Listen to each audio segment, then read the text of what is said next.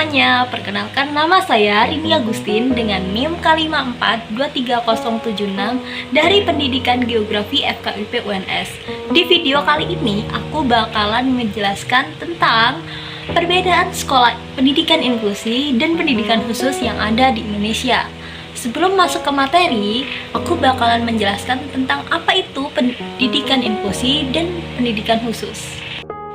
Pendidikan inklusi adalah sistem pendidikan yang memberikan kesempatan kepada semua siswa, termasuk mereka yang memiliki kebutuhan khusus atau seperti disabilitas, gangguan belajar, atau bakat istimewa untuk belajar bersama di sekolah umum dengan dukungan yang disesuaikan. Sedangkan pendidikan khusus adalah sistem pendidikan yang dirancang khusus untuk siswa dengan kebutuhan khusus tertentu, seperti tunanetra, tunarungu, tunagrahita, autisme berat, di sekolah atau lembaga yang dikhususkan atau sekolah luar biasa atau yang bisa disebut SLB. Sekarang udah tahu kan pengertian dari pendidikan inklusi dan pendidikan khusus. Selanjutnya, mari masuk ke materi. Simak baik-baik ya. Sekarang mari kita bahas tentang perbedaan pendidikan inklusi dan pendidikan khusus di Indonesia. Ternyata tujuan dari pendidikan inklusi dan pendidikan khusus berbeda loh. Yang pertama, mari kita bahas tujuan pendidikan inklusi.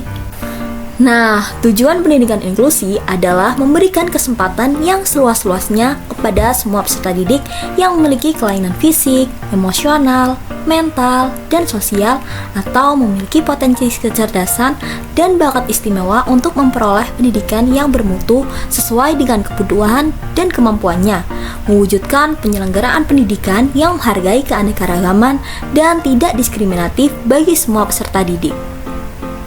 Nah, sekarang mari kita bahas tujuan dari pendidikan khusus. Tujuan utama dari sekolah luar biasa atau pendidikan khusus adalah memberikan pendidikan dan pembelajaran yang sesuai dengan kebutuhan individu setiap siswa. Setiap SLB memiliki program dan metode pengajaran yang disesuaikan untuk memenuhi kebutuhan anak-anak berkebutuhan khusus, seperti autisme, Down syndrome, gangguan belajar, atau cacat fisik. Sekarang kita masuk ke sasaran peserta didik antara pendidikan inklusif dan pendidikan khusus. Yang pertama, mari kita bahas sasaran pendidikan untuk pendidikan khusus yang berfokus pada ABK dengan disabilitas berat atau kompleks seperti tunanetra, tunarungu, tunagrahita, tunadaksa, autis berat, dan lain-lain.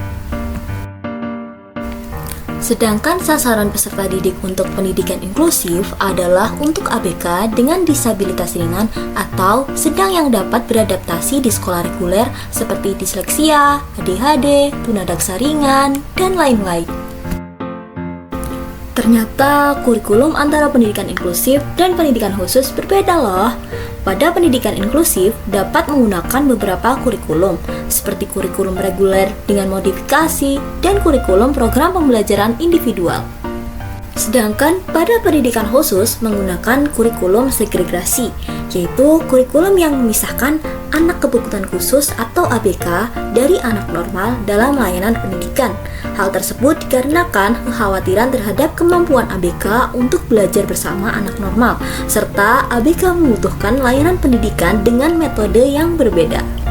Pengajar pada pendidikan inklusif dan pendidikan khusus juga terdapat perbedaan loh. Pada pendidikan inklusif, pengajar yaitu guru reguler dan guru pendamping khusus. Karena pada dasarnya guru reguler tidak berasal dari guru pendidikan luar biasa, sehingga membutuhkan bantuan guru pendamping khusus agar ABK dapat mengikuti pembelajaran dengan baik. Sedangkan pada pendidikan khusus, pengajar hanya guru sekolah luar biasa saja, karena mereka sudah dilatih khusus untuk memberikan pengajaran yang disesuaikan dengan kebutuhan dan kemampuan siswa berkebutuhan khusus. Itulah perbedaan antara pendidikan inklusif dan pendidikan khusus yang ada di Indonesia. Setelah membahas perbedaan-perbedaan tentang sekolah inklusi dan sekolah khusus, kalian tahu nggak sih berapa jumlah siswa SLB dan inklusi yang ada di Indonesia? Dalam data yang dirilis oleh Kementerian Pendidikan Kebudayaan Riset dan Teknologi, pada tahun 2023 terdapat 2.329 SLB telah didirikan di Indonesia. Provinsi Jawa Timur mendominasi daftar dengan total 417 sekolah yang menjadikannya provinsi dengan jumlah terbanyak. Di provinsi ini, jumlah SLB didominasi oleh SLB swasta yang berjumlah 346 sekolah. Peringkat kedua ditempati oleh Jawa Barat dengan total 392 sekolah dan diikuti oleh Jawa Tengah dengan total 189 sekolah. Selain provinsi di Pulau Jawa, Sumatera Barat juga mencatat jumlah sekolah luar biasa yang signifikan dengan jumlah 175 sekolah. Kemudian Banten dan Sulawesi Selatan menempati peringkat berikutnya dengan masing-masing memiliki total 110 dan 94 sekolah.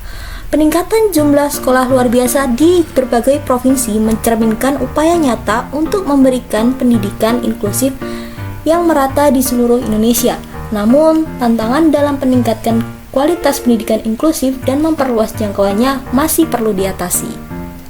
Selanjutnya, ada jumlah sekolah inklusi yang ada di Indonesia dengan total 35.802 sekolah dan jumlah anak berkebutuhan khusus yang bersekolah di sekolah inklusi dengan total 127.541 siswa. Nah, sekarang kalian udah tahu kan perbedaan antara pendidikan inklusi dan pendidikan khusus yang ada di Indonesia. Semoga ilmu yang saya sampaikan dapat bermanfaat untuk kalian. Sampai jumpa di lain waktu. Bye-bye.